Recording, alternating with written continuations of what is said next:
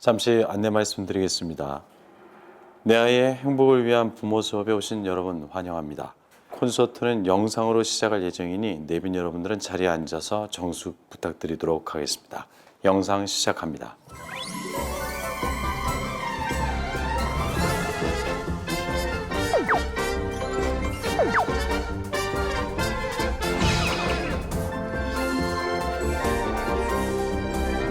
저는 피아노 칠 때 가장 행복해요.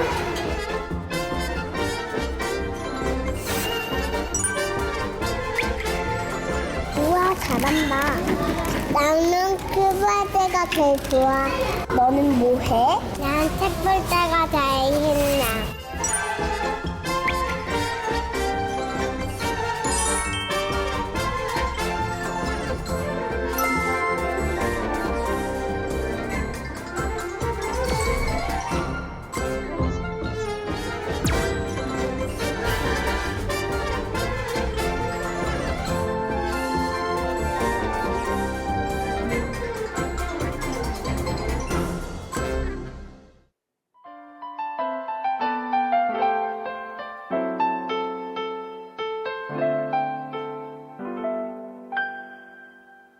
The loveliest Paris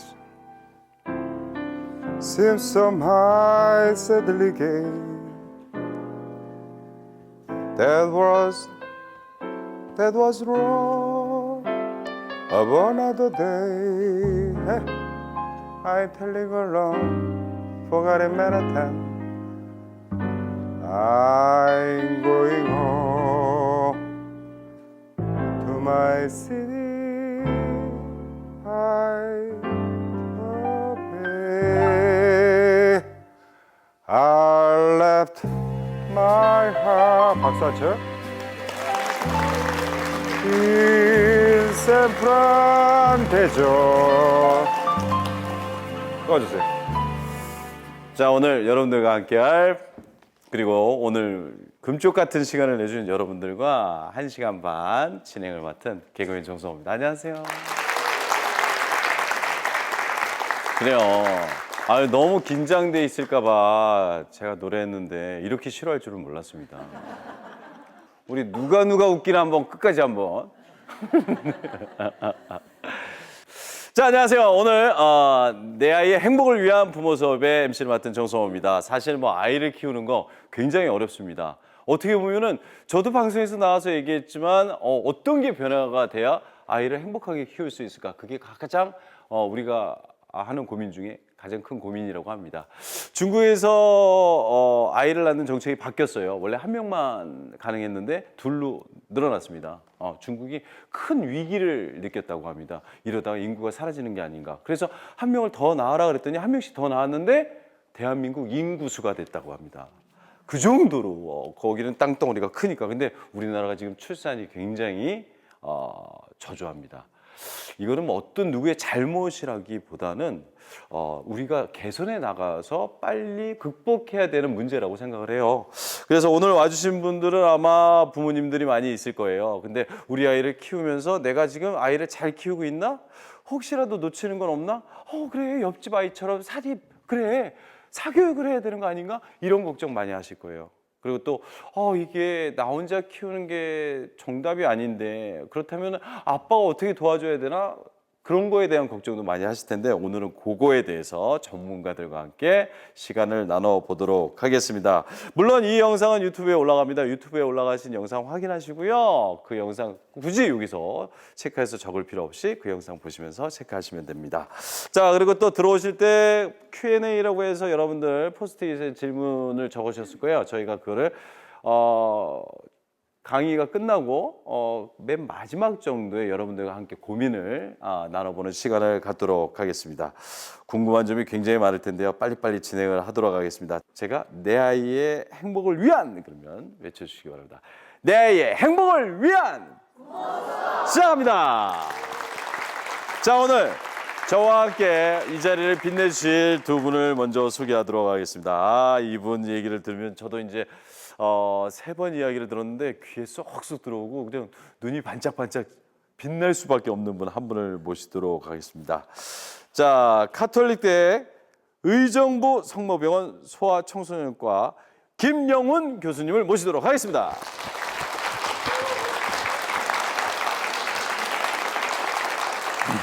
일단 대전 시민들을 위해서 예. 자기소개 부탁드리도록 하겠습니다. 네, 반갑습니다. 저는 가톨릭대학교 의정부 성모병원 소아청소년과 교수로 있고요. 소아신경과 전문의이기도 합니다. 감사합니다. 자, 일단은 뭐 청소년뿐만 아니라 유아교육 이쪽에는 굉장히 많은 지식을 갖고 계실 텐데 오늘은 어떤 이야기 보따리를 예, 풀어주실까요? 오늘은 이제 4차 산업혁명 시대에 이제 놀이가 상당히 중요한 의미를 갖고 있거든요. 그래서 특히 또 아빠의 놀이는 또 네네. 큰 의미를 갖고 있기 때문에 그와 관련된 말씀을 좀 드리도록 하겠습니다. 자, 아빠의 놀이 이거 굉장히 중요합니다. 보통 이제 아빠들은 키즈 카페 가면은 그러고 옆에 누워서 자거나 두리번 휴대폰 보거든요. 과연 어떤 놀이가 아이를 위한 놀이인지 무척 궁금합니다. 그리고 또 한 분을 더 모시도록 하겠습니다. 이분도 정말 대단하신 분이죠. 순천향대학교 유아교육과 고영미 교수님을 모시도록 하겠습니다.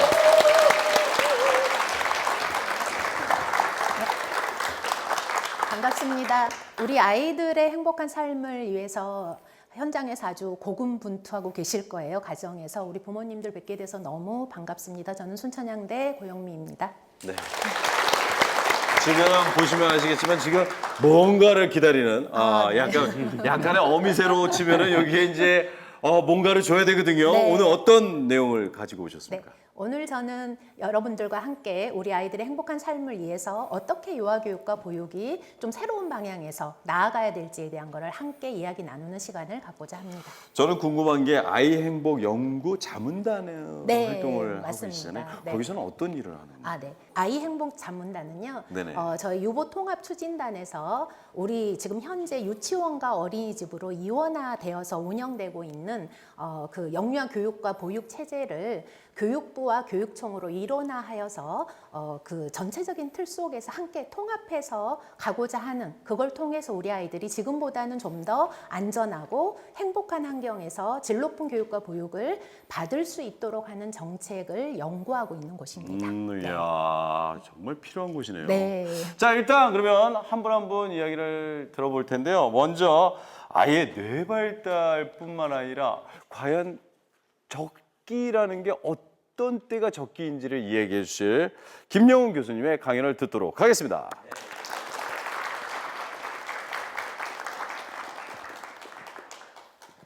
코로나 팬데믹이 지났지 않습니까? 그래서 우리가 아이들하고 이제 바깥에서도 놀기도 하고 또 아이들한테 대화도 많이 하고 그러는데 그 덕에 어떻습니까? 우리가 4차 산업혁명 시대라고 하는 것이 확 와닿지 않습니까? 챗 GPT라든지 뭐 이런 인공지능 문제도 있고요. 또 로봇도 우리 식당이나 뭐 약국에 많이 와 있습니다. 더구나 이제 뭐 생명과학 문제는 이제 큰 이슈로 떠오르고 있는데요. 그러다 보니까 사실 부모님들이 불안한 게 사실입니다. 우리 아이들한테 어떤 역량을 키워줄까에 대한 불안함이죠. 물론 이제 미래학자들은 우리 아이들한테 창의력이나 직관력이나 아니면 무슨 우리 정보 활용 능력이라든지 협업 능력 뭐 이런 것들이 필요하다고 그러는데 그것을 우리 아이들한테 어떻게 가르쳐 줘야 될까요? 사실 그것이 고민입니다. 사실 국가에서도 이제 그런 것들의 고민을 하고 있었습니다. 그래서 사실 여러분 누리과정이라고 알죠? 유치원과 어린이집에서 같이 하는 이제 통합적인 교육이죠. 그랬을 때 이제 2019년도에 이제 그 과정이 바뀌었는데 사실 그 이전에는 어떻게 교육을 했었냐면 언어, 자연과학, 예술, 사회성 뭐 이런 것들을 갖다가 이 두뇌 발달에 그런 것들이 어떻게 좋은지 거기에 대한 교육과 놀이를 중심으로 해서 교육을 했었습니다. 그러다가 2019년에 바뀌었는데 바뀐 포인트는 뭐냐면 두 가지였습니다. 이게 이제 교육을 한다라고 하는 것이 선생님하고 학생과의 어떤 수직적인 관계가 되기가 쉽잖아요. 그러니까 아이 중심 교육이 돼야 된다라고 하는 거고요. 그 교육을 하더라도 놀이를 하더라도 부분 하는 게 아니라 아이가 관심을 가졌을 때 거기서 그 놀이를 통해서 이끌어내자는 거죠. 거기서 언어적인 것도 이끌어내고 사회성도 이끌어내고 과학도 예술성도 이끌어내자는 식으로 바뀐 겁니다. 그것은 놀이가 중요하다라고 하는 것. 학습이 아니라 놀이를 통해서 아이들이 또 자발적인 놀이를 통해서 아이들은 더 발달할 수 있다라고 하는 것을 가르쳐 준 거죠. 근데 놀이라고 하는 것이 그냥 논다고 해서 되는 문제는 아닙니다. 왜냐하면 두뇌 발달이라는 것이 있기 때문에요. 사실 아이들한테 자극 주는 것 중에 중요한 것 중에 하나는 자연입니다. 제가 자연이 아이 교육에 중요하다고 말씀을 드렸더니 어떤 어머니께서 신생아를 들쳐업고 그랜드 캐년을 보여준다고 돌아다니셨더라고요. 그럼 어떻습니까? 신생아의 뇌는 옆에서 보는 바로 그런 뇌입니다. 엉성하죠. 이때는 초점도 안 맞습니다.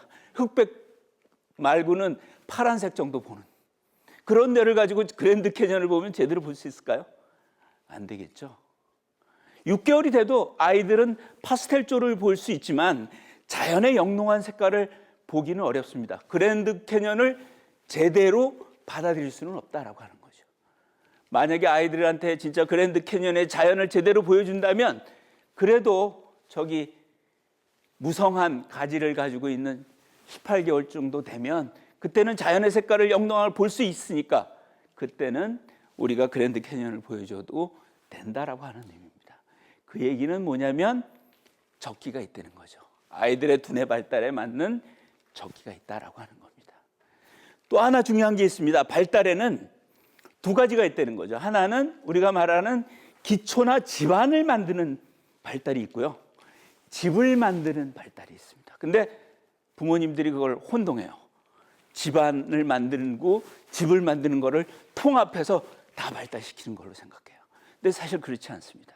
사실 36개월 이전의 아이들은 여기 보시다시피 시각, 청각, 그 다음에 사고 이런 것들이 36개월의 최고가 되도록 이렇게 발달을 합니다.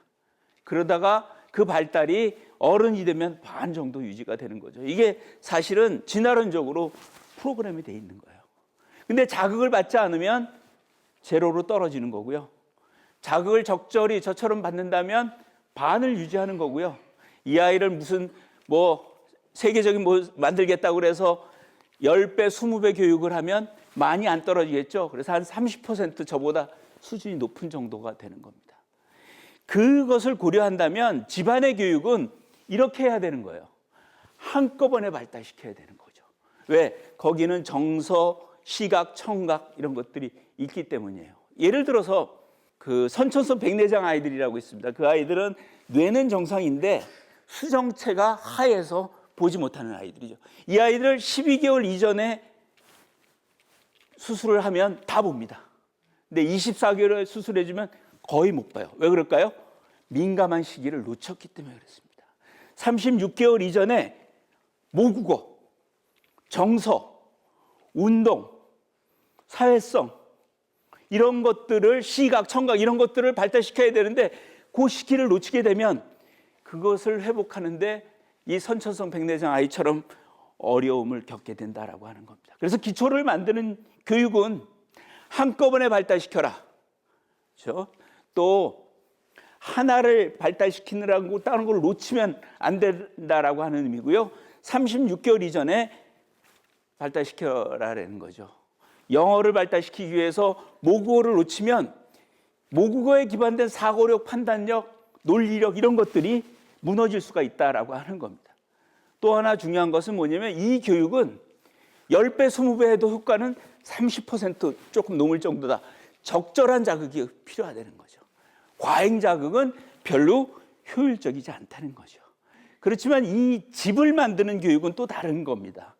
여기 보시면 파란 부분이 이제 발달이 이루어지는 거거든요. 어떻습니까? 5, 6세 때 전두엽이 발달하죠. 이때부터 아이들은 특정한 영역을 잘하는 경험을 중시하는 것이 발달하는 거예요. 외국어의 뇌도 발달을 하고요. 또 이 시기에 우리가 바이올린이나 이런 것들을 할 수 있는 것도 발달하고요. 독서도 할 수 있는 뇌가 그때 발달하는 겁니다. 그것은 유전적으로 프로그램되어 있는 게 아니라 노출되는 시간이 중요한 거죠. 그러면 노출되는 시간을 어렸을 때부터 하면 빨라질 거지 않냐라고 생각하지만 사실은 영어 교육이나 독서 교육을 5,000시간, 10,000시간 노출시키기가 쉽지 않습니다. 왜 그럴까요? 우리가 5,000시간 노출이 되면 영재를 만들고 10,000시간 노출되면 세계적인 사람을 만든다고 그러는데 아이들한테 특정한 교육을 5,000시간 노출되기가 쉬울까요? 쉽지 않다는 거죠. 그러면 뭐가 필요할까요? 이 집을 만든 데는 자기가 좋아하고 잘해야 됩니다. 그러면 자기가 자신 있으니까 그거를 오래 끌고 갈 수 있겠죠. 또 자기 스스로 할 수 있는 자기 주도성이 있어야 돼요. 그러니까 사실 집을 만드는 교육, 여러분이 독서를 하거나 영어를 가르치거나 이런 교육은 오히려 시기가 중요한 게 아니라 노출되는 시간이 중요한 거니까 아이들한테 자기 주도성을 키워주고 진짜 얘가 여기를 좋아하고 잘하느냐, 진짜 재능이 있느냐, 그렇다고 그러면 그 아이는 하루에 3시간 5년 동안 작업을 해도 5년 동안 노출이 돼도 이 아이는 5,000시간 노출이 돼서 그 분야의 영재적인 기질을 발휘할 수 있다라고 하는 겁니다. 그때 아빠의 역할도 상당히 중요한 의미를 갖고 있다라고 하는 거죠. 놀이라고 하는 것은 엄마의 놀이 방식과 아빠의 놀이 방식이 좀 다르기 때문에 그렇습니다. 예를 들어 아이가 아빠하고 한번 놀고 나잖아요. 그러면 어떤 일이 벌어지냐면 소파에서 훌떡 뛰어내립니다.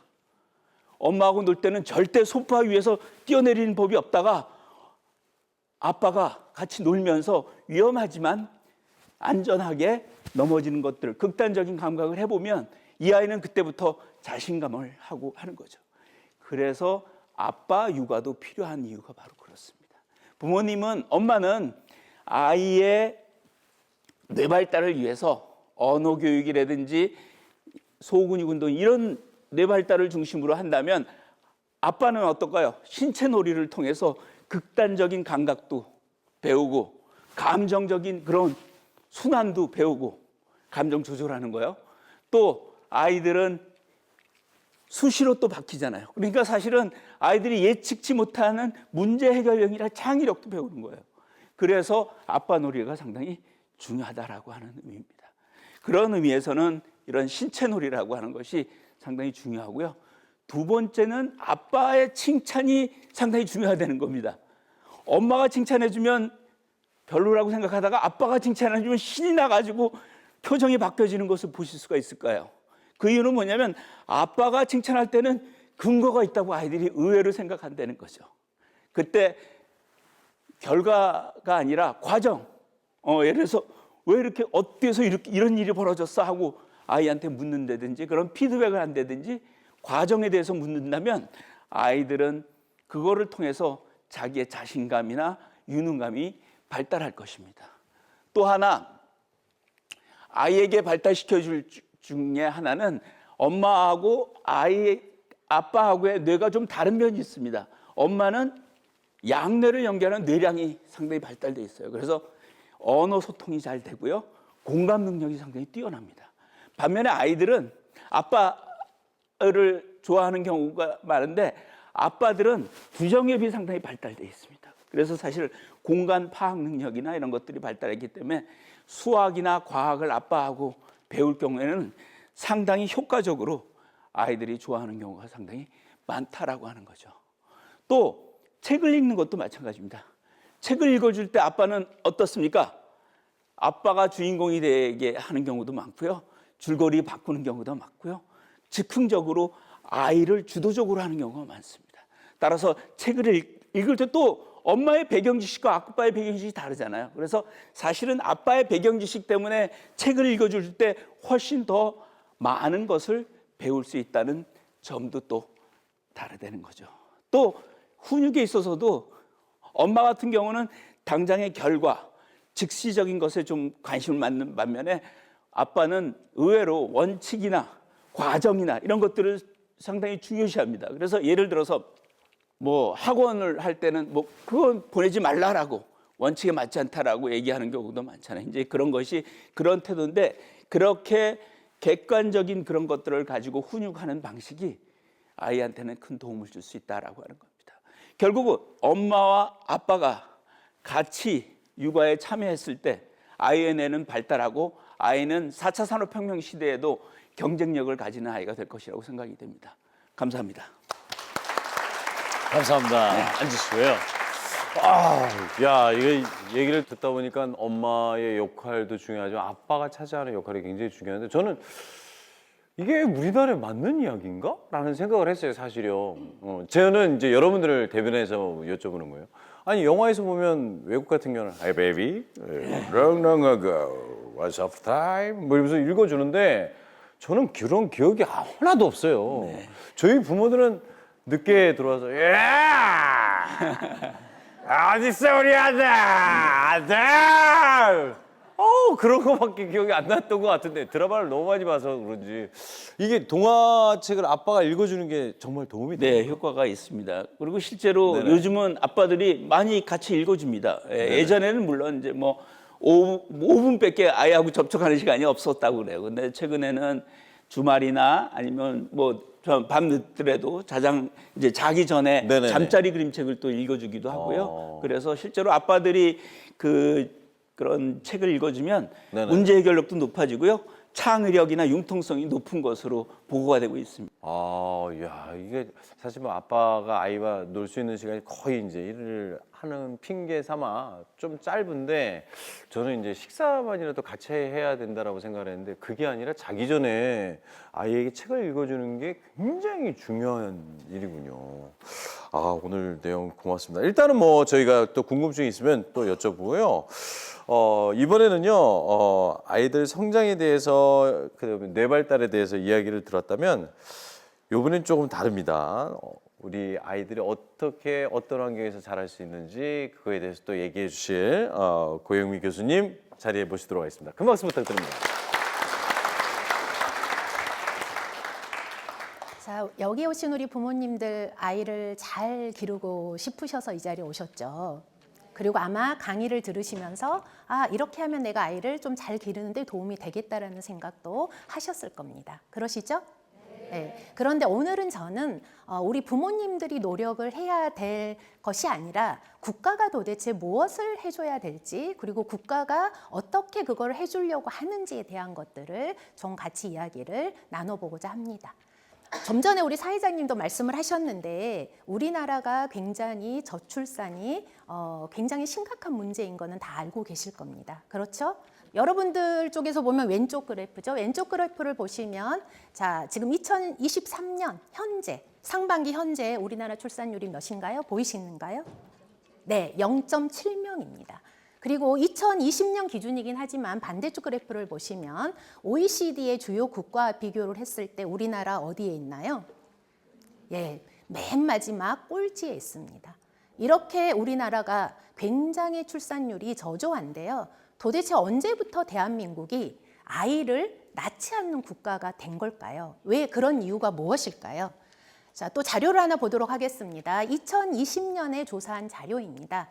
결혼을 하지 않는 이유를 조사를 했는데 물론 1순위는 아니지만 양육 부담에 대한 거, 출산에 대한 부담이 이유로 포함되어 있고요. 2023년 자료, 왼쪽에 있는 자료를 한번 보시면 20대에서 40대를 대상으로 조사를 했는데 5명 중 1명만 반드시 아이를 낳겠다라고 했고요. 4명은 아이를 낳는 거를 주저했습니다.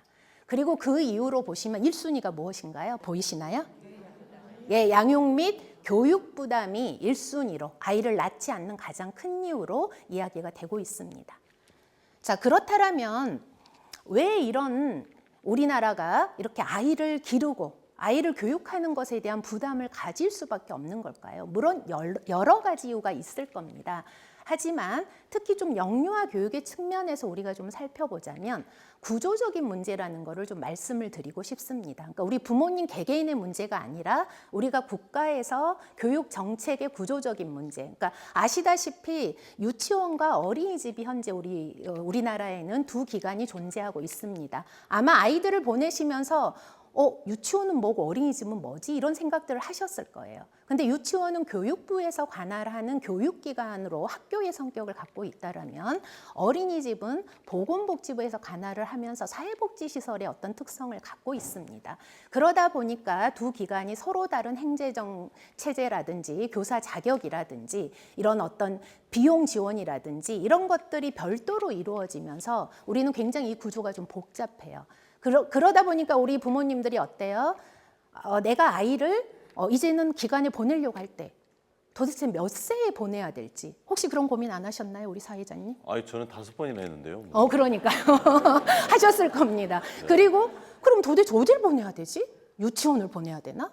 어린이집을 보내야 되나? 맞아요. 지금도 고민하고 계시지 않나요? 사실은 어린이집을 보내는 게 빨리 교육을 받는 거라서 좋은 건지 아니면 그냥 천천히 유치원만 보내도 되는 건지 아니면 둘 다 보내야 엄마 아빠가 편한 건지 네. 그 생각을 많이 하거든요. 네, 지금 여기 계신 우리 부모님들도 그런 생각들을 굉장히 많이 하셨을 거예요.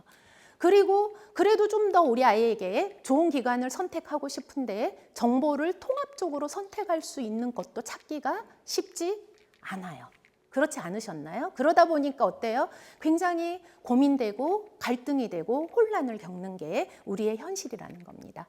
사실은 그래서 이게 좀 정책이다 보니까 어렵게 생각하실 수 있겠지만 이런 혼란과 갈등을 좀 더 해소하기 위해서 지금 현재 이원화로 운영되고 있는 유치원과 어린이집을, 즉 보건복지부에 있는 어린이집을 교육부로 이관해서, 그러니까 이제 보건복지부에서 하는 기능을 교육부로 다 보내는 거고요. 그래서 교육부로 일원화해서 교육부 안에서 유치원과 어린이집을 일괄적으로 관리를 하겠다라는 게 지금 국가에서 추진하고자 하는 유보통합 정책입니다. 자, 그래서 이제 우리가 유보통합을 실시한다라면 기본적으로 어떻게 했어요? 우리가 지금까지 이원화된 걸로 인한 갈등이나 이런 것들이 조금은 해소될 수 있다라는 측면에서 유보통합을 하려고 하는 거고요. 그리고 이제 국가에서 유보통합을 지금 하기 위해서 나름대로 지금 비전과 목표 그리고 10대 정책을 제시하고 있습니다. 물론 구체적인 안은 지금 현재 만들어가고 있고요. 저희가 아직 정확한 날짜가 정해지진 않았지만 12월 말쯤에 시안을 발표할 예정으로 있습니다. 근데 여기 보시면 아시겠지만 기본적인 비전이 아이 행복입니다. 그리고 우리가 아이 키우기 좋은 환경을 구축하는 게 핵심이고요. 그리고 이런 것들을 달성하기 위해서 세계 수준의 질 높은 유아교육과 보육 체제를 구축하겠다라는 거고요. 그리고 10대 정책이 있는데 우리 부모님들이 좀 관심을 가질 만한 것으로 한 3가지만 저는 말씀을 드리려고 가져왔습니다. 혹시 잘 보이시나요? 첫 번째 어떤 정책을 펴겠다고 되어 있나요?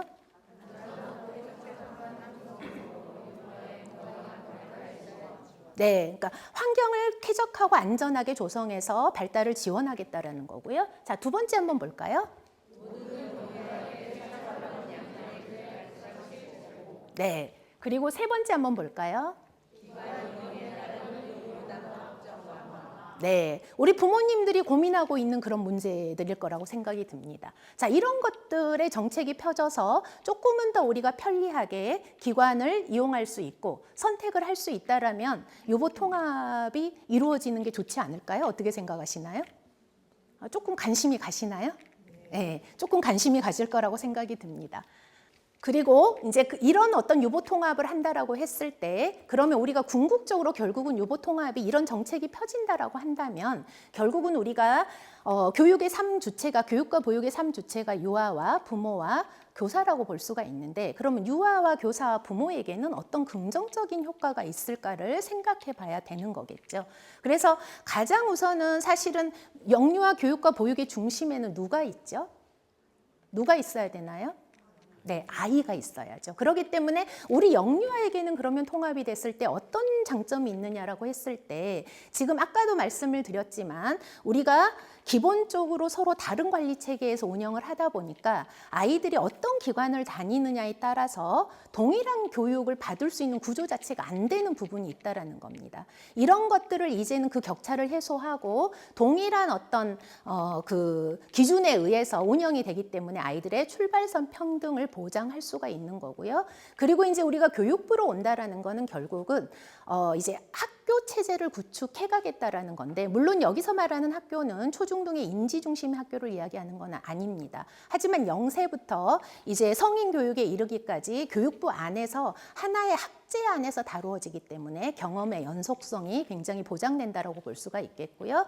교사 입장에서는 당연히 전문가로서의 삶이 보장되는 거고, 부모의 입장에서는 가장 고민을 하는 일과 어떤 가정의 양립을 좀 더 해갈 수 있는 구조를 만들어 가겠다라는 거고요. 그러기 위해선 핵심이 놀이를 중심으로 한 학교 체제를 구축하는 게 기본 방향이다, 이렇게 보시면 될 것 같습니다. 그래서 놀이에 대해서는 사실 또 뒤에서도 말씀을 많이 하실 거기 때문에 저는 여기에서 간단하게 말씀을 드리자면, 아이들이 여기서 이제 놀이를 하고 있는데요. 그냥 보면 어때요? 아이들이 그냥 놀고 있는 것 같습니다. 하지만 아이들은 기본적으로 아까 우리 앞에서도 말씀하셨잖아요. 통합적으로 발달이 이루어져야 되는데, 놀이라는 것은 아이들이 그 안에서 사고하고 체험을 하고 그리고 뭔가 탐색을 하고 이런 과정들 속에서 교사가 가르치는 것이 아니라 유아들이 스스로 배움을 만들어갈 수 있는 굉장히 본질적인 교육의 형태다라고 보실 수 있겠고요. 우리가 이제 이러한 놀이, 본질적인 놀이를 중심으로 한 통합이 되어 가도록 노력을 해야 되겠죠. 그러려면 어떠겠어요? 여기 계신 우리 부모님들 또한 관심을 가지시고 어떻게 국가가 우리 아이들의 행복한 삶을 위해서 어떤 정책을 펴려고 하는지, 그리고 그 정책에 대해서 나도 의견이 있다라면 적극적으로 개진하려는 노력들이 좋은 육아를 하는 어떤 출발점이 되지 않을까라는 말씀을 드리면서 제 이야기는 마치도록 하겠습니다. 경청해 주셔서 감사합니다. 네, 감사합니다. 자리하시고요. 자, 유보 통합에 대한 문제가 계속 나오고 있었는데 이제 희망이 보입니다. 사실 저도 이제 아이를 키우면서 그 생각을 많이 했거든요. 언제 아이를 이런 교육기관에 보내야 되나. 근데 어린이집도 그렇고 유치원도 그렇고 뭐 사립도 있고 뭐 굉장히 많잖아요. 영어도 있고 먼 데도 있고 버스 타고 가야 되는 데도 있고 가까운 데도 있고. 근데 부모들이 가장 걱정하는 고민이 뭡니까? 이거 어디로 보내야 되는지, 그게 더 나은 건지. 이건 항상 국가에 의지하는 게 아니라 맘카페에 의지하고 있습니다. 맞아요. 맞습니다. 예, 이거 어떻게 하는 게 더 나은 겁니까? 네. 그래서 저희가 지금 통합을 해서 그 유치원과 어린이집에 대한 정보를 동시에 그 부모들이 찾을 수 있고 선택할 수 있는 것들을 계속해서 구축해 가고 있거든요. 그래서 여기 계신 부모님들은 혹시 활용해 보셨나요? 정보 통합 사이트가 지금 구축이 돼서 유치원에 대한 정보와 어린이집에 대한 정보를 하나의 사이트에서 볼 수 있도록 지금은 해놨고요. 그리고 사실은 가장 큰 문제가 부모님들이 또 좋은 곳을 선택했는데 내 마음대로 갈 수도 없는 구조잖아요. 맞아요. 그게 가장 큰 문제라고 생각을 합니다. 근데 그렇게 된 이유가 교육부와, 그러니까 교육청과 시도에서 각각 수급 관리를 하기 때문이거든요. 그래서 이제 이게 통합이 되면 네네네. 아이들의 인구수에 따라서 또 네네. 기관에 대한 어떤 공급과 수급을 조절하기 때문에 이제 그런 부분들이 당장은 안 되겠지만 단계적으로 초중등처럼 가장 가까운 곳을 선택해서 갈 수 있는 구조를 만들려고 하고 있는 겁니다. 교수님한테 궁금한 게, 유보 통합이 되면은 아이가 이제 오랫동안 다니잖아요.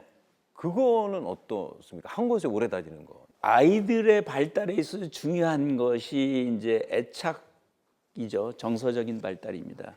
두 번째 중요한 것은 안전의 욕구라고 하는 거예요. 아이들이 자기가 안전해야지, 이 유치원이나 어린이집이 홈이라고 생각하지 아이들은 집중을 할 수 있는 겁니다. 그래서 그런 의미에서는 가까운 데가 좋고요.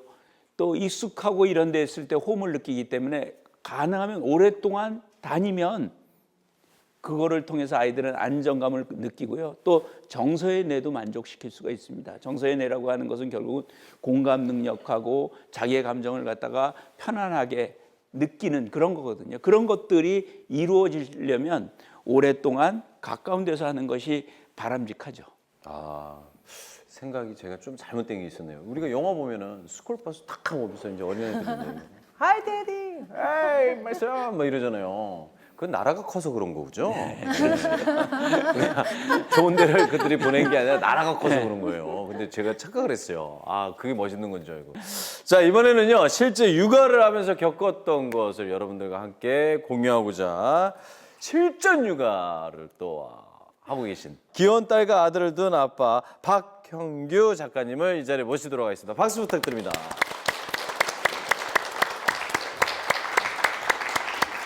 자, 자리를 네네네.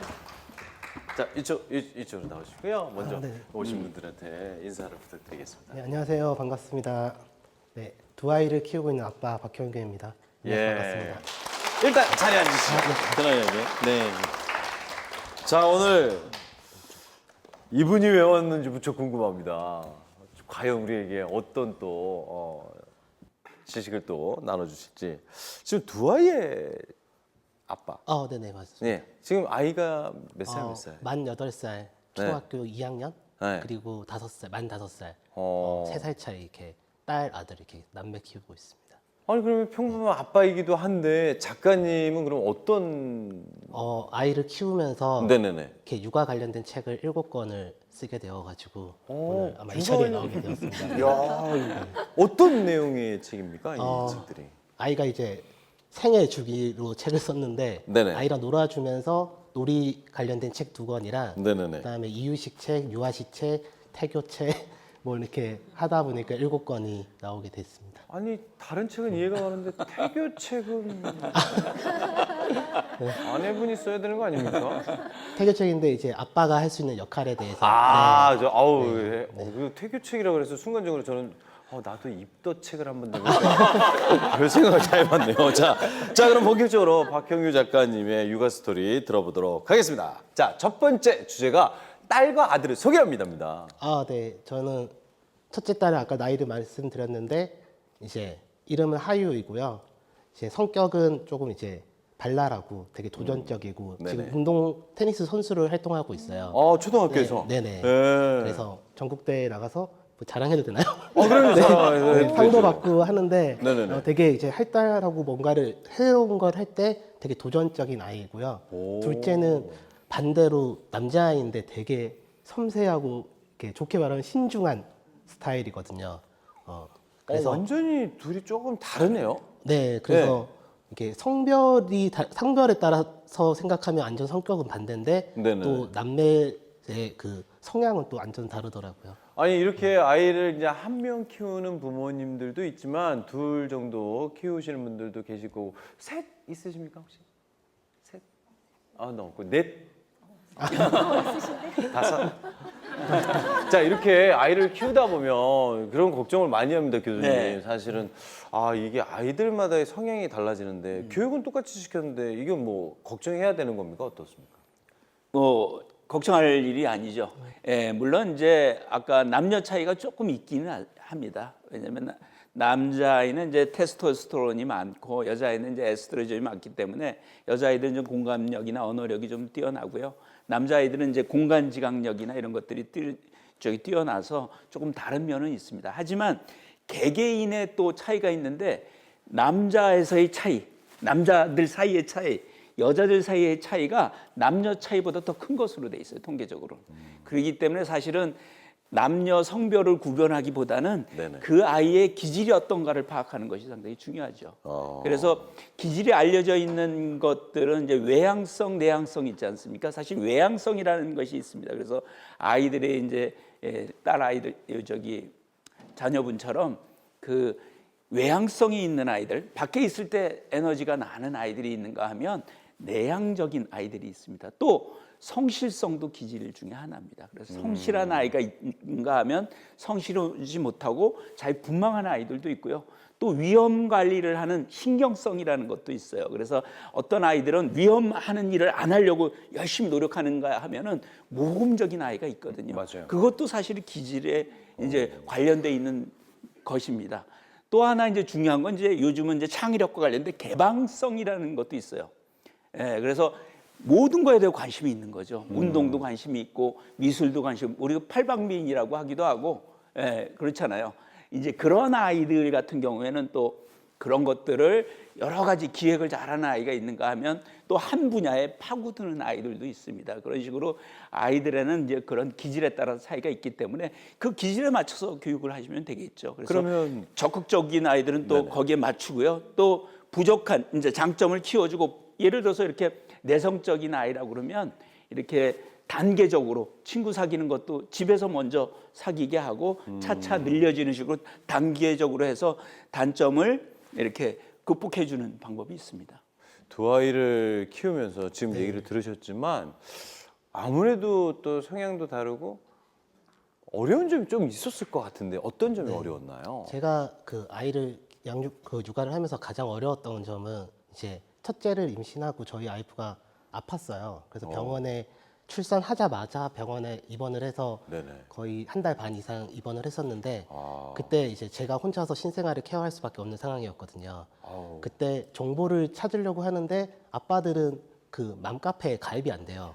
그래서 정보를 얻을 수가 없더라고요. 지금은 좀 많은 다른 뭐 유튜브나 이렇게 정보를 찾을 수가 있는데 당시만 해도 크게 정보를 아이고야. 찾을 데가 없어가지고 네네네. 이렇게 물어 이렇게 누나들한테 전화도 하고 물어서 이제 배꼽에 이거 소독도 하고 기저귀도 예. 입히고 분유도 먹이고 트림도 시키고 재우는 게 처음이니까 너무 힘들더라고요. 맞아요.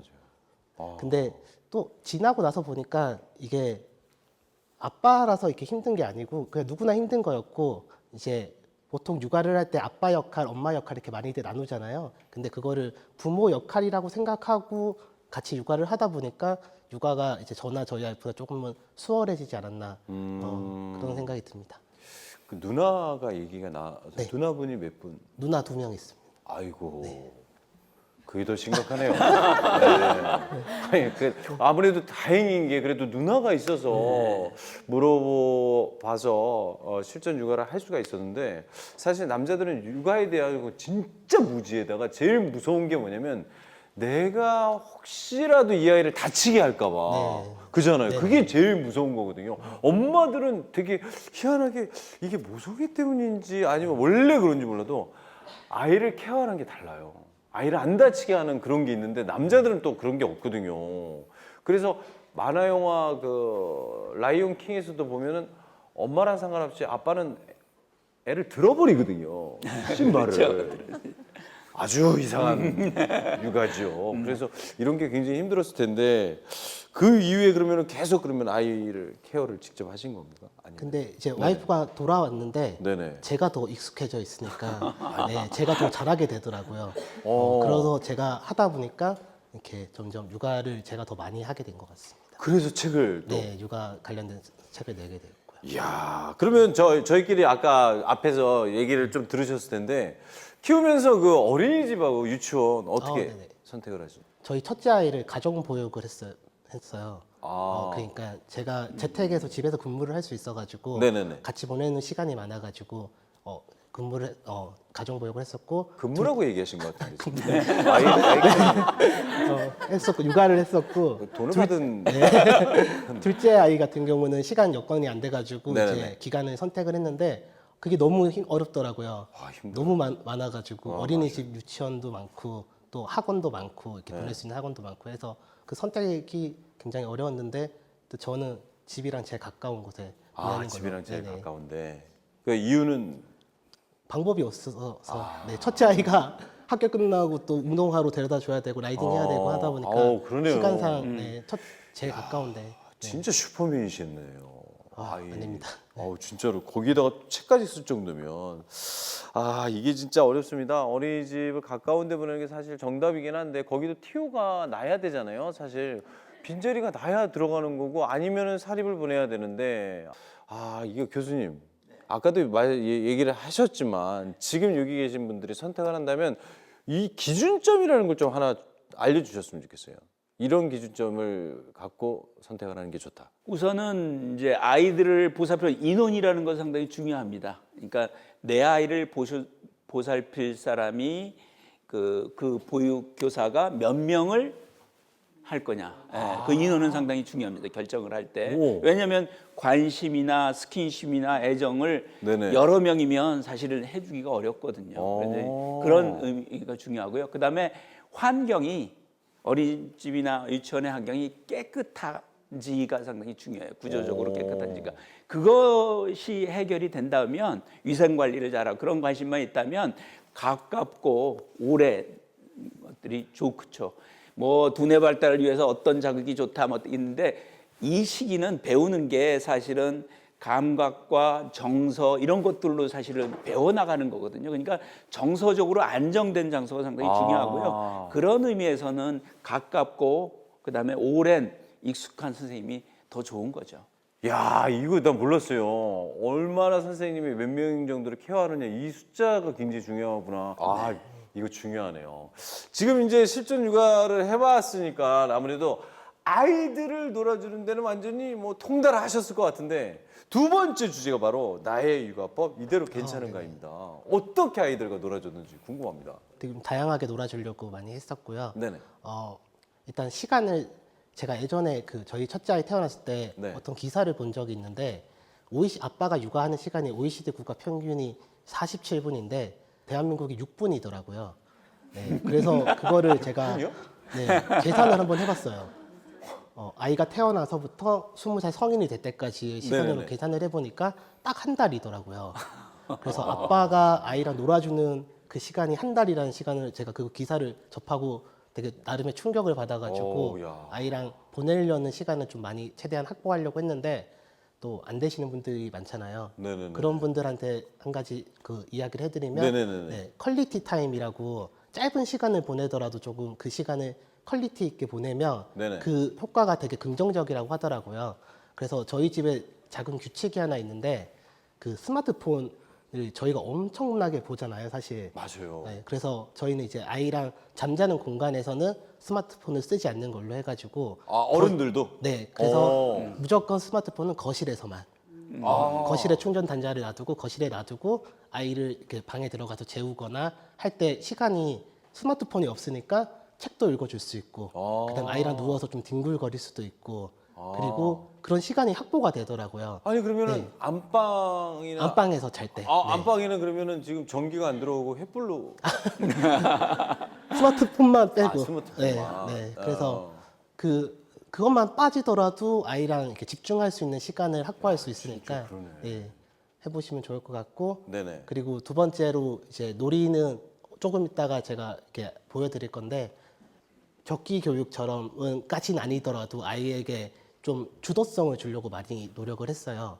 그러니까 네네. 제가 어디서 주워 들은 건데 놀이에서 아이가 자발성이랑 주도성이랑 즐거움이랑 이 세 가지 중 한 가지라도 빠지게 되면 가짜 놀이라고 하더라고요.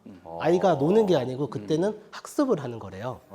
그래서 이 세 가지가 충족이 되어야지 진짜 놀이를 한다고 하더라고요.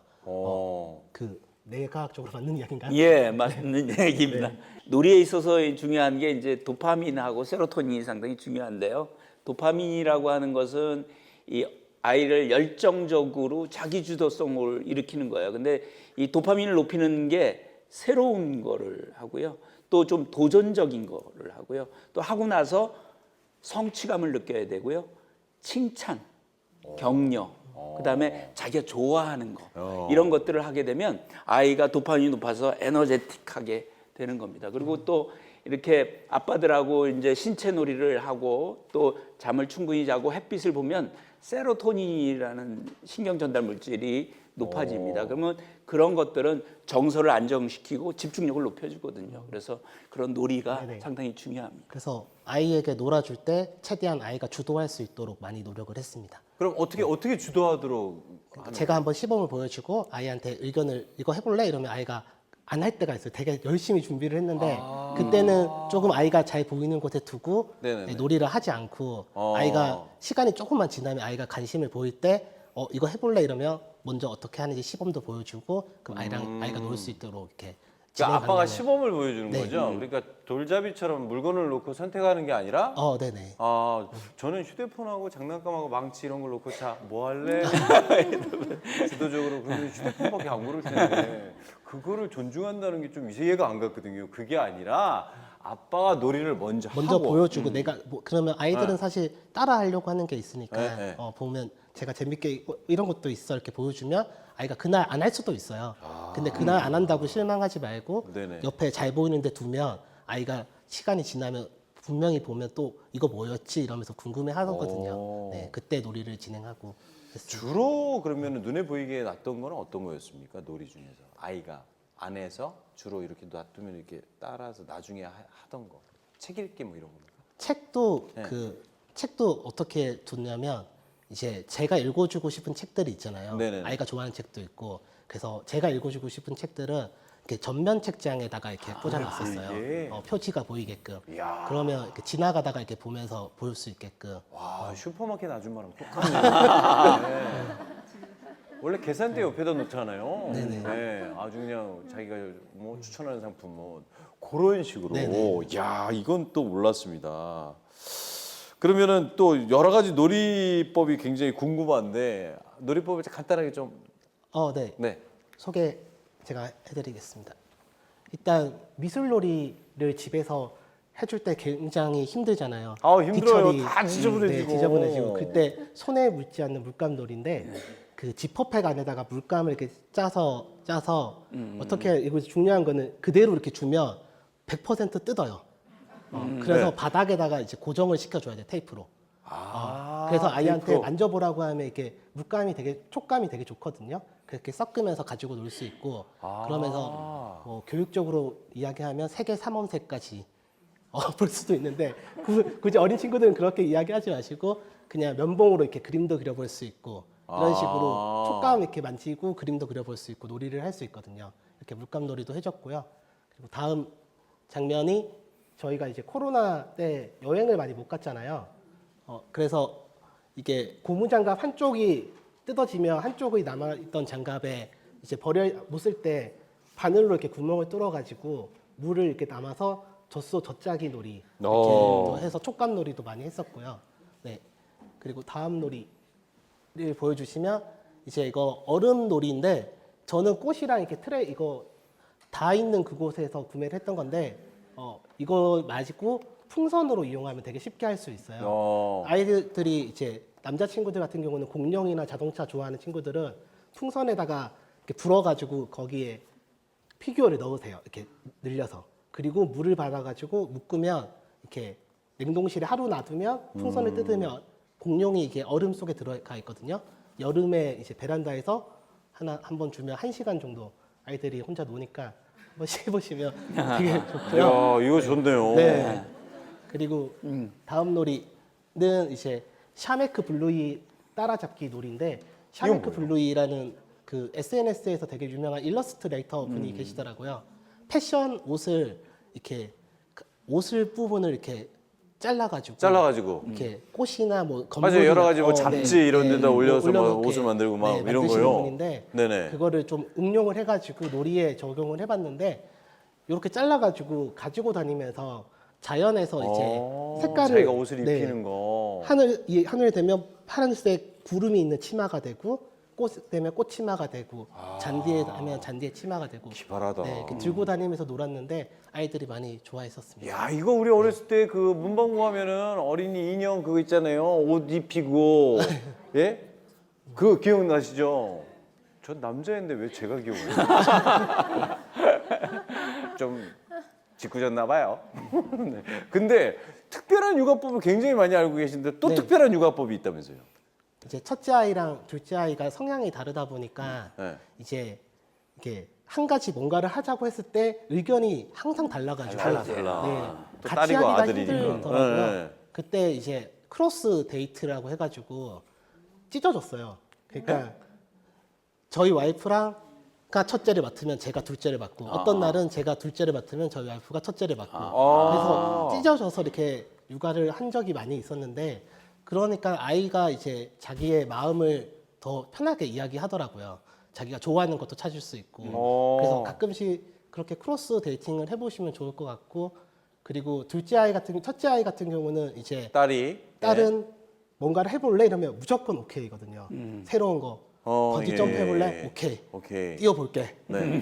그 정도로 다 오케이인데 둘째 아이는 다 일단 노예요. 키즈 카페 갈래?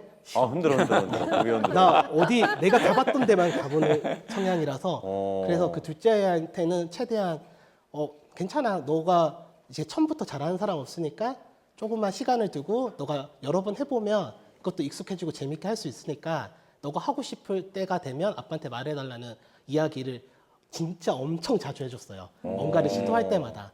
그랬더니 세뇌시켰군요. 네. 그랬더니 조금은 이제 자기가 잘해야 되겠다는 그런 완벽주의 그런 성향이 있었던 것 같은데 그거를 조금은 내려놓더라고요.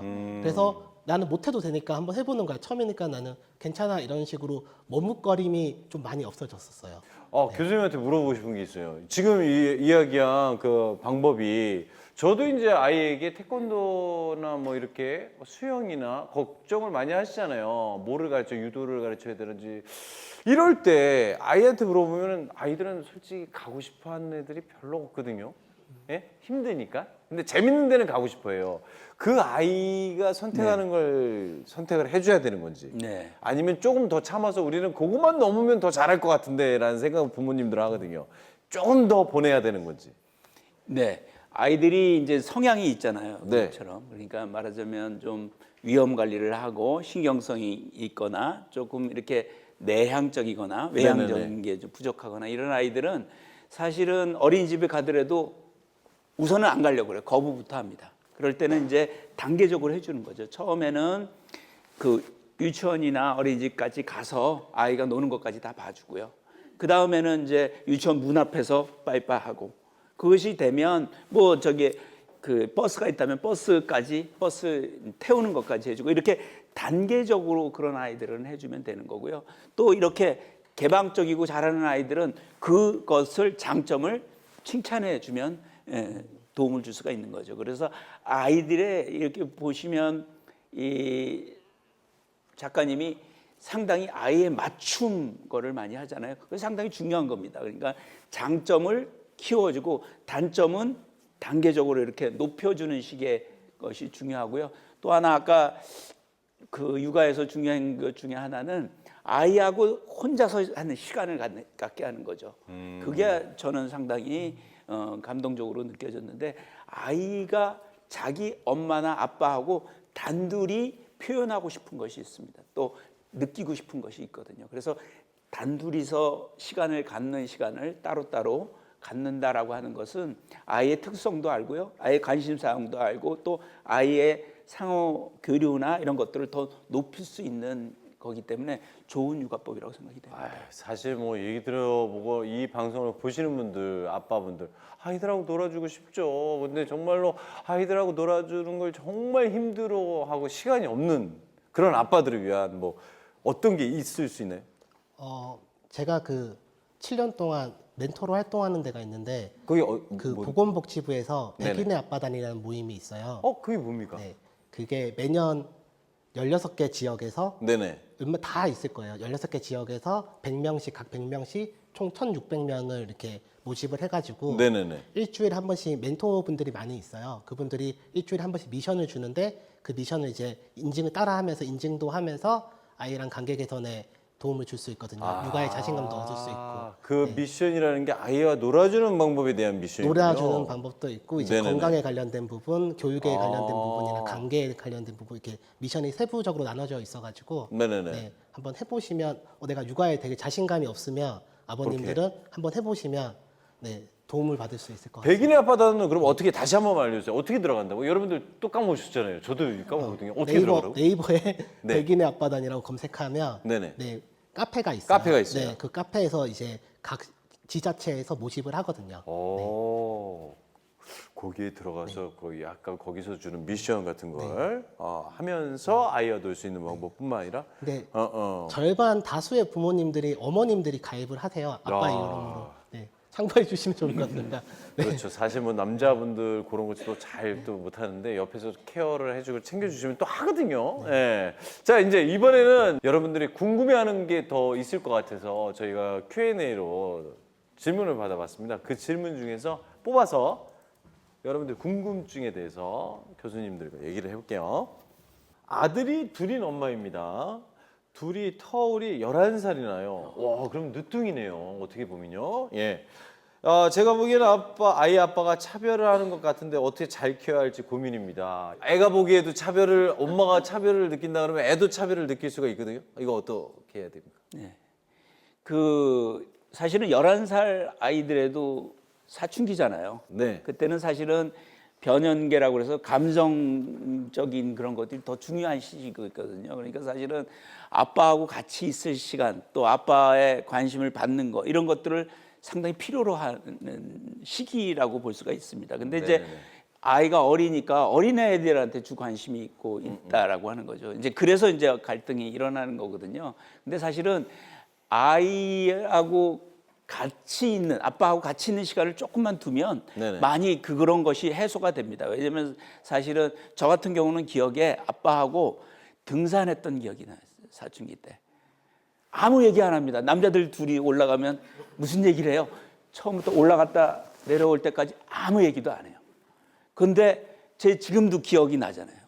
등산했을 때의 기억. 그리고 그게 제 인생에 도움을 많이 주더라고요. 에너지로서. 그러니까 그런 거죠. 그러니까 특히 이제 남자 아이들 같은 네네네. 경우에는 네. 이렇게 같이 뭘 일을 하는 거, 같이 어떤 걸 하는 거 이렇게 땀 흘리고 해서 어떤 성취감을 그런 느낄 수 있는 거. 시간을 걔하고의 시간을 조금 주는 게 필요하고요. 큰아이에게. 네. 예. 그리고 큰 아이가 이제 자기 동생에 대해서 보호자적인 어떤 느낌을 갖게 하면 아이는 또 걔를 케어하고 하는 차별이 이제 입익이 아니라. 됩니다. 예, 그게 그래서 역할이죠, 역할. 그래서 아이를 돌보고 하는 일을 갖다가 좀 시키는 거죠, 같이. 아니면 부모와 같이 하든지. 그러면 아이를 자기 동생을 내가 나이 차이가 많으니까 돌보는 그런 감각을 가지게 되면 그때부터는 아이를 존중하고 더 좋아하게 됩니다. 그런 식으로 자연스럽게 풀 수가 있죠. 야, 이것도 괜찮네요. 그 아이가 뭔가 성취감을 느낄 수 있게 한다면 그 아이가 아빠가 나를 아직도 생각하는구나라고 생각하게 될 것 같기도 하고, 물론 아이 입장에서 더 차별한다고 생각할 수도 있어요. 예. 왜 나는 힘든 것만 시키고 둘째는 저렇게 편안하게 있나. 근데 그렇게 생각하는 아이는 없을 거라고 생각을 합니다. 그걸 저희가 생각을 한번 해보도록 하겠습니다. 아이들의 차별 문제 사실 문제가 많잖아요. 네. 근데 실제로 그렇게 느껴서 저희도 자라왔고, 아이들은요 그런 거를 좀 좁힐 수 있는 방법 뭐 어떤 게 없을까요?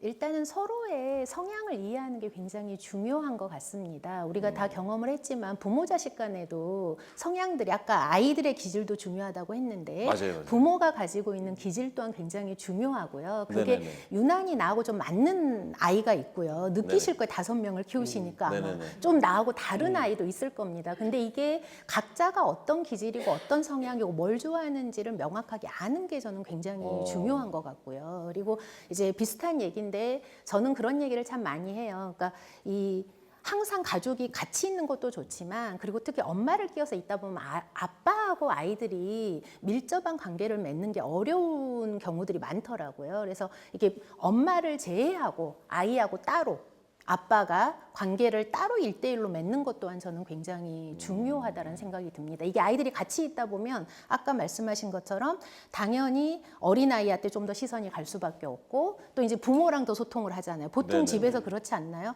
엄마 없으면 아빠 찾잖아요, 보통. 그렇잖아요. 그래서 아빠를 찾을 때 우리 학교 교수님이 한번 그러시더라고요. 아이들이 찾을 땐 딱 한 개래요. 아빠, 엄마 어디 갔어? 그러니까 어떻게 보면 같이 가족들이 있지만 정작 아빠하고 아이들의 개별적인 관계들이 엄마를 통해서만 형성되는 경우들이 많다 맞아요. 보면 맞아요. 아이가 그거를 더 느낄 수가 있기 때문에 엄마를 배제하고 아빠와 관계를 맺는 이런 것들에 대한 노력들도 굉장히 중요한 것 같습니다. 네. 네, 어떻게 좀 도움이 되셨나 모르겠습니다. 다음 질문 한번 보도록 하겠습니다. 자, 여기 지금 내용들이 다 아무래도 고민이다 보니까 빡빡하게 쓰셨어요. 5살 딸 키우는 엄마입니다. 까다로운 아이를 키우며 까다로운 아이예요. 네, 아이가. 까다로운 아이. 감정 조절을 어떻게 도와줘야 할까요? 네. 3살 남동생에게도 질투를 많이 합니다. 아이가 심술을 많이 좀 부리나 봐요. 예. 둘째한테. 네, 그렇죠. 네. 까다로운 아이들이 있죠. 아이들은 이제 어릴 때의 기질은 되게 순한 아이, 까다로운 아이, 느린 아이로 이제 따입니다. 근데 다 셋 다 장점이 있죠. 예, 순한 아이들은 뭐든지 다 받아들이는 편이지만 자극을 받기는 어려워요. 그러니까 정기적으로 부모님이 자극을 해줘야 되는 아이고요. 까다로운 아이들은 빨리 반응해주면 이 아이가 또 감각적으로 뛰어난 아이가 될 수가 있습니다. 그래서 그 아이는 빨리 반응해주는 게 중요하고요. 느린 아이는 부모가 다 대신 다 해주기가 좋아요. 그러니까 사실은 그러면 의존적인 아이가 되거든요. 그러니까 시간을 많이 좀 확보해서 스스로 할 수 있는 시간을 조금 두주면 그 아이들도 하게 되고 그런 아이들이 또 나중에 레이트 브로머라고 그래서 아주 대단한 아이들이 되는 거거든요. 예, 그렇기 때문에 아이들의 그런 기질에 맞춰서 그 육아를 해주시면 그렇게 무리가 없이 아이하고 잘 지낼 수가 있겠습니다. 그러니까 까다로운 아이 때문인데 일단 반응을 빨리빨리 해주고. 그렇죠. 예, 까다로운 아이 같은 네. 경우에는 반응을 빨리빨리 해주고 아이의 말을 들어주고 다만 이제 감정 조절을 하는 게 상당히 어렵거든요. 근데 아이들은 감정을 막으려고 많이 해요, 부모들이. 근데 막으시면 안 되고요. 풀어줘야 됩니다.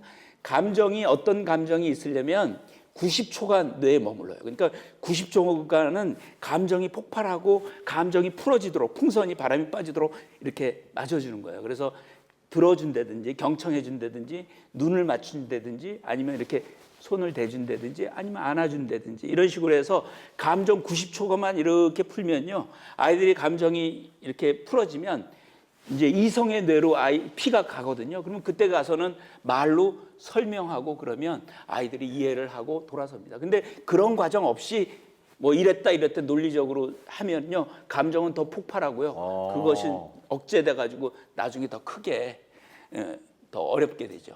아, 이게 서로 이제 맞대응을 하는 게 아니라 저희는 이제 일단 그렇게 풀어주고 되는 거지. 기다려야 네. 되는데 너 망태기 할아버지가 잡아가 이놈의 야! 뭐 이렇게 하는데 그걸 하지 말고 혹시 아이를 키우면서 이렇게 이런 경우 저는 네네. 저는 기다려줬어요. 기다렸어요? 네, 다 울 때까지 조금 기다려줬다가 이제 심호흡 좀 같이 해보자고. 그 제가 앞에서 해봐, 5번 해보자.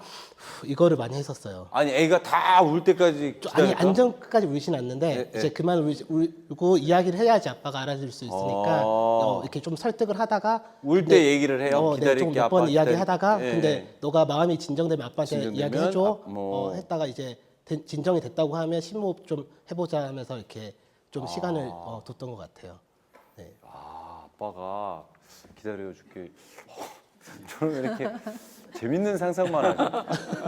그러니까 아빠가 기다릴게. 그러면 이건 안 통하는구나. 그래서 애가 돌아서지 않을까 그런 걱정을 했는데 기다리는 거. 아빠는 기다려주는 존재가 돼야 된다는 게 이거 진짜 좋은 것 같아요. 아빠는 좀 기다려주는 존재.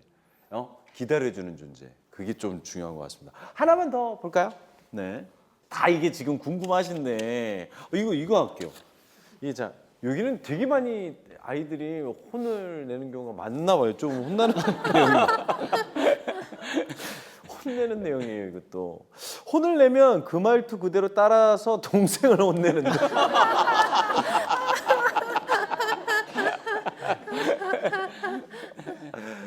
얘는 데려와요. 제가 키울게요. 얘 성대모사 잘할 것 같은데. 이걸 뭐라고 해야 하는 건가요? 이제 8살 아이인데. 이거 어떡합니까, 교수님? 예? 이제 형제들끼리 싸울 때 부모님들이 큰 실수를 하는 게 있어요. 보면은 혼내는 게 급한 거예요. 그러니까 우는 애들은 그냥 놔두고 네네. 막 욱박지르고 야 혼나면 애 때리면 안 돼 막 이런 식으로 하거든요. 그러면 어떻겠어요? 이 아이는 거기에 대해서 반응하는 얘기를 하고 자기를 옹호하는 얘기를 하면서 부모의 관심을 다 받는 거예요. 근데 어때요? 당황했는데 말하자면 왜 떨어지는 거죠? 무관심해지는 게 돼버리는 거예요. 그러시면 안 돼요. 일단은 때리거나 뭐 이렇게 뭐 어떤 일이 벌어져서 아이가 울거나 그러면 아까 받아주려죠. 감정을 받아주고 들어주고 위로해주고 존중해주는 것부터 시작을 해요. 그렇게 하고 나면 그 다음에 이제 아이한테 그 다음에 그러면 걔도 이제 큰 애도 감정이 가라앉거든요.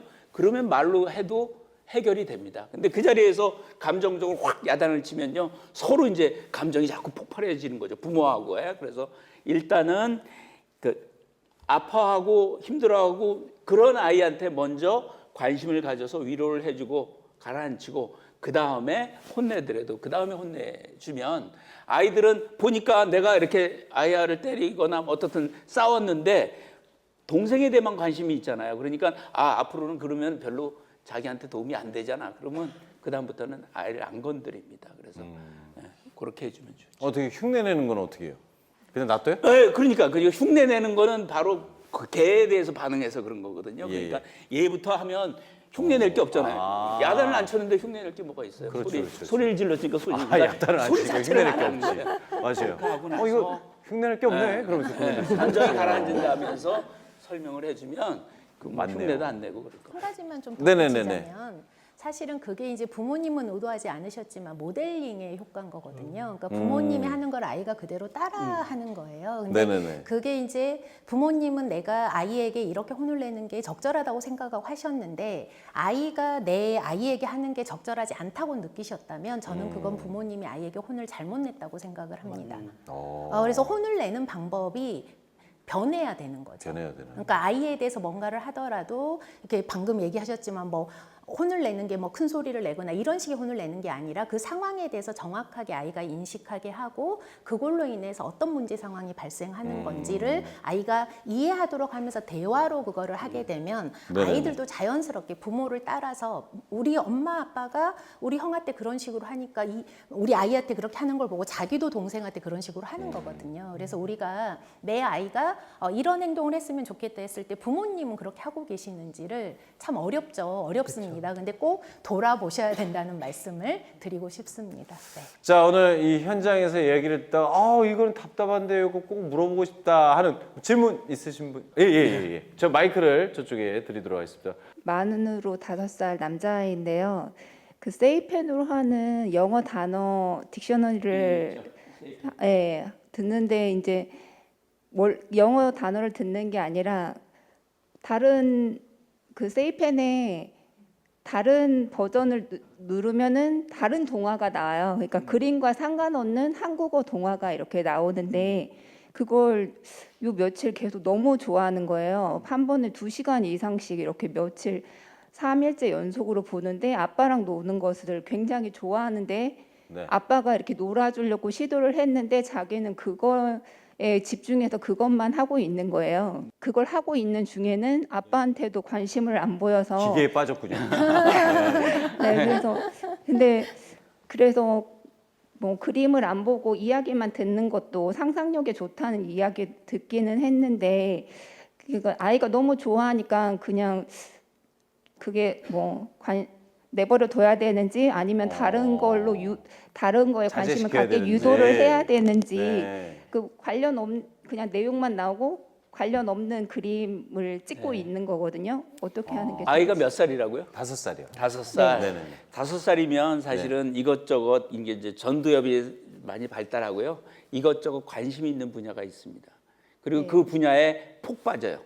폭 빠졌다가 많이 이제 다 익히고 나면 그 다음 단계에 또 다른 거에 관심을 갖거든요. 네네. 말하자면 아빠들 불러 세이펜 이렇게 하고 하는 것들은 다 어떻게 보면 그거에 폭 빠져 있는 겁니다. 다 읽힐 때. 근데 그 과정을 겪게 하는 게 좋아요.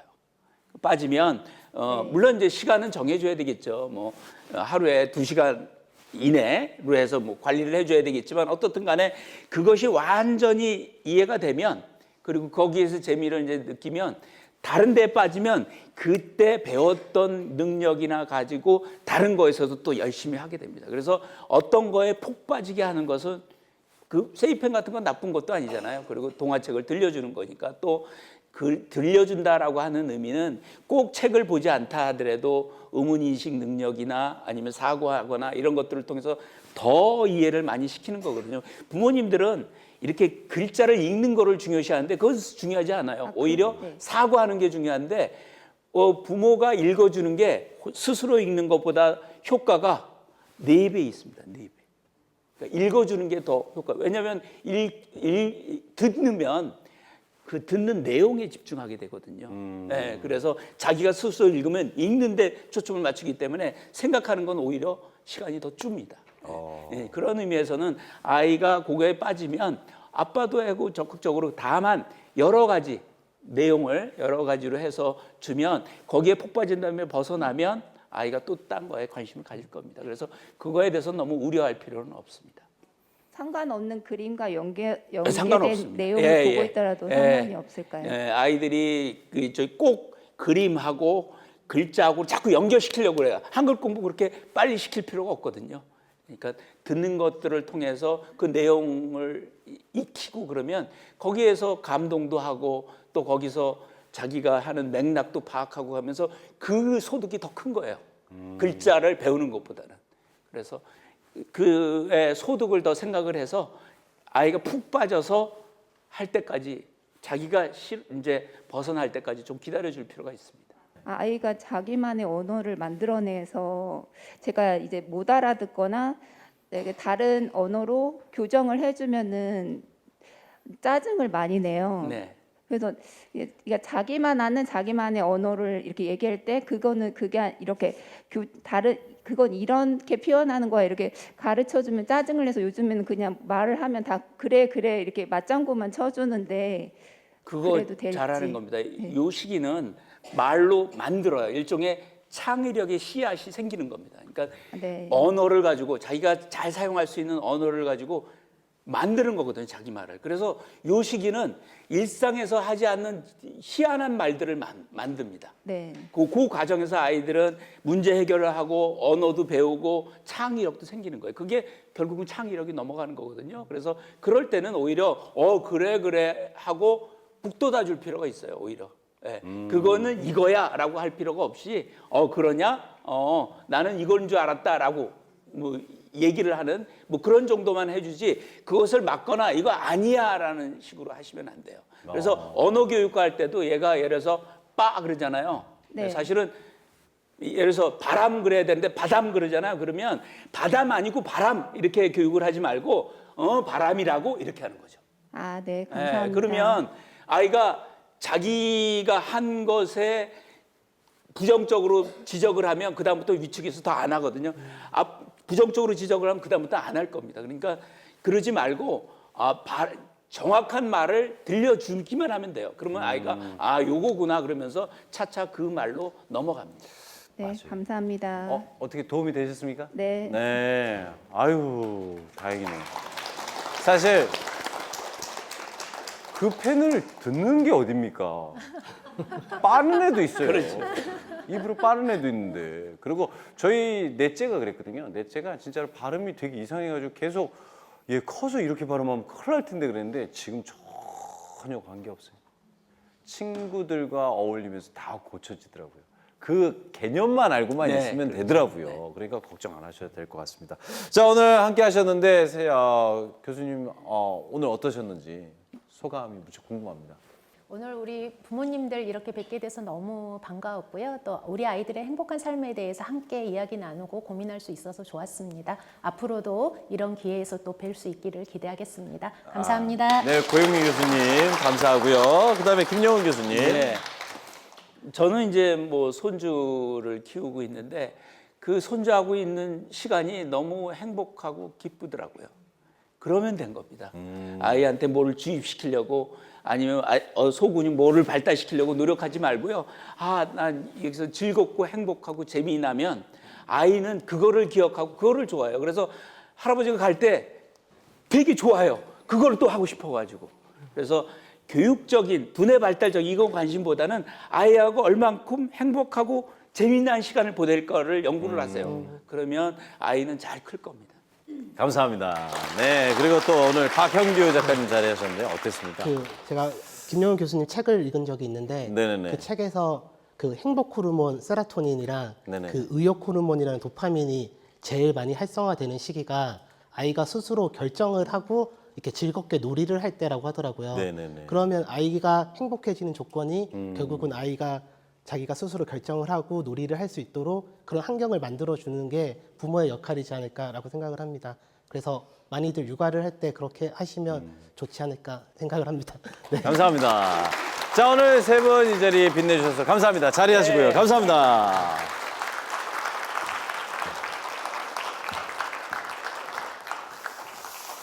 자, 어떻게 도움이 되는 시간이 됐습니까?